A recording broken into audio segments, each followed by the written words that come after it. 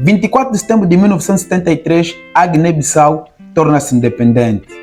Entre erros e acertos, 50 anos depois, 24 de setembro de 2023, a Guiné-Bissau continua a se arrastar.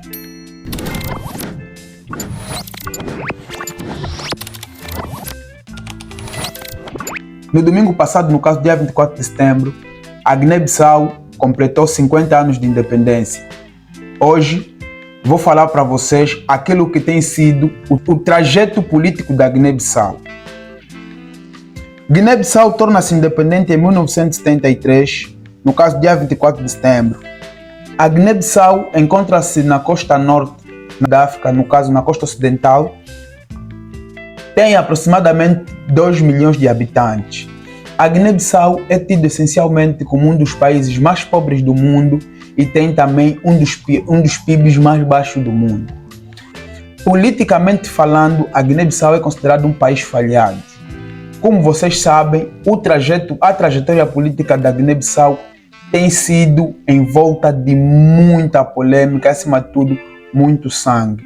A Guiné-Bissau é tida essencialmente como um dos países mais instáveis, quer seja da África, bem como do mundo. A trajetória política desde a independência até aqui tem sido essencialmente envolta de muitos golpes de Estado. Como vocês sabem, nós temos aqui um vídeo que eu vou colocar o link na descrição, e nós falamos do golpe de Estado. A Guiné-Bissau marca essencialmente como um dos países com maior índice de golpe de Estado a nível mundial. Só para vocês terem em conta que, por exemplo, a Guiné-Bissau teve consigo 26 chefes de Estado. Dos 26 chefes de Estado, apenas um cumpriu um mandato completo. De resto, é golpe de Estados atrás de golpe de Estados e, acima de tudo, governos de transição. Durante a luta pela independência, com um dos partidos a estar em frente, que é o PAIGC, a Guiné-Bissau teve como um dos principais cabeçalhos o tão famoso ou o tão proclamado, o tão conhecido Amílcar Cabral. Amílcar Cabral, todavia, foi assassinado em janeiro de 1973, ou seja, Amílcar Cabral nunca chegou a ser presidente, como muita gente, se calhar não sabe, muita gente pensa que Amílcar Cabral foi o primeiro presidente da Guiné-Bissau, mas não. Amílcar Cabral chegou essencialmente a ser assassinado pelos próprios colegas do mesmo partido, segundo reza a história, a mando de portugueses.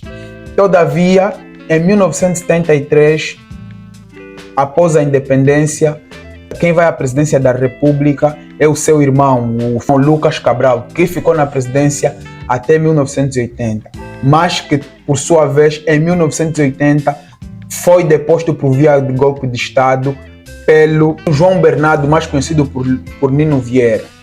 A Guiné-Bissau é caracterizada também essencialmente por muita corrupção e, por acima de tudo, fortes conflitos como a guerra civil.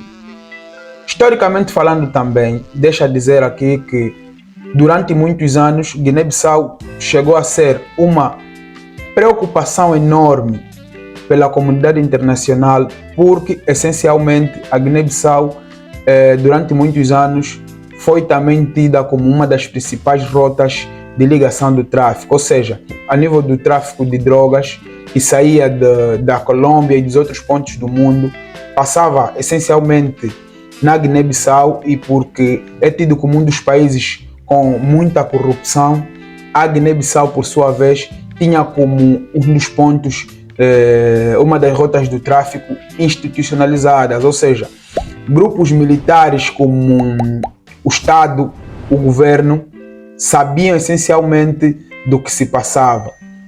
E isso fez com que a Guiné-Bissau teve que estar envolta ou sofrer muitas sanções.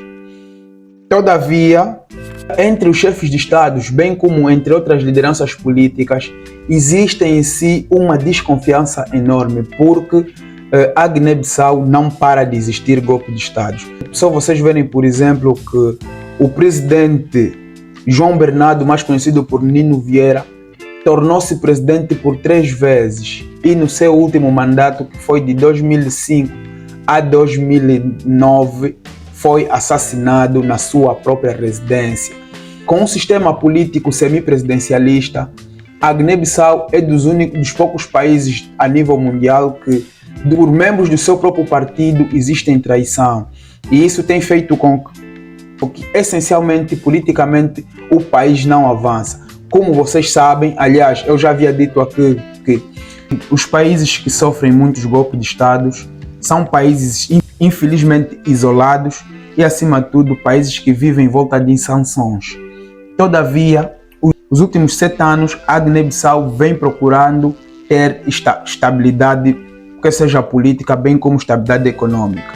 Por isso que a atual presidência, liderada por Umaru Sissoko Embalo, que está no cargo desde 2020, e sucedeu o presidente José Mário Vaz, que, atenção, José Mário Vaz foi dos únicos presidentes a nível da história da Guiné-Bissau que cumpriu um mandato completo, ou seja, cumpriu os 5 anos e não houve nenhum golpe de Estado, pelo menos que surtiu efeito, porque tentativas já houveram. Então, a atual presidência que está no cargo há 3 anos tem procurado essencialmente buscar a estabilidade que a Guiné-Bissau precisa, porque todavia Guiné-Bissau vem sempre sendo um país eminente de golpe de Estado. Aliás, não assusta nada porque a Guiné-Bissau está na CEDEAO.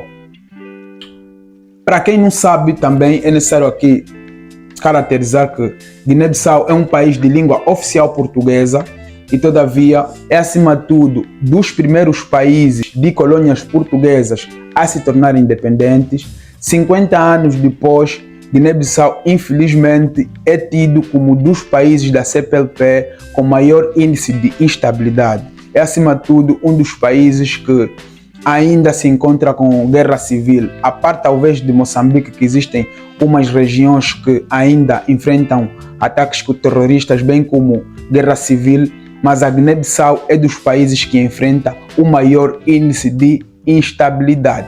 É só vocês prestarem atenção, por exemplo, historicamente falando, feliz ou infelizmente, Angola só teve atualmente 3 presidentes, mas a Guiné-Bissau teve 26 presidentes. Dos 26 presidentes, apenas um é que efetivamente conseguiu cumprir um mandato de 5 anos. De resto, é golpe de Estado, é assassinato, uns são governos de transição, mas depois são retirados do poder. Então, essencialmente, a Guiné-Bissau, por culpa disso, enfrenta uma enorme pobreza, enfrenta uma enorme crise econômica e, acima de tudo, não consegue buscar a sustentabilidade para alcançar o desenvolvimento econômico e social. Portanto, esse é mais um vídeo do nosso canal. Você que gosta desse tipo de conteúdos, partilhe esse vídeo para mais pessoas. Acima de tudo, clica gosto para que o YouTube possa recomendar esse vídeo para outras pessoas. E o que é mais importante, por favor, subscreva no canal e ative o sino de notificações para que todas as vezes que eu postar conteúdos novos, o YouTube possa te notificar. Até lá, tamo juntos. One.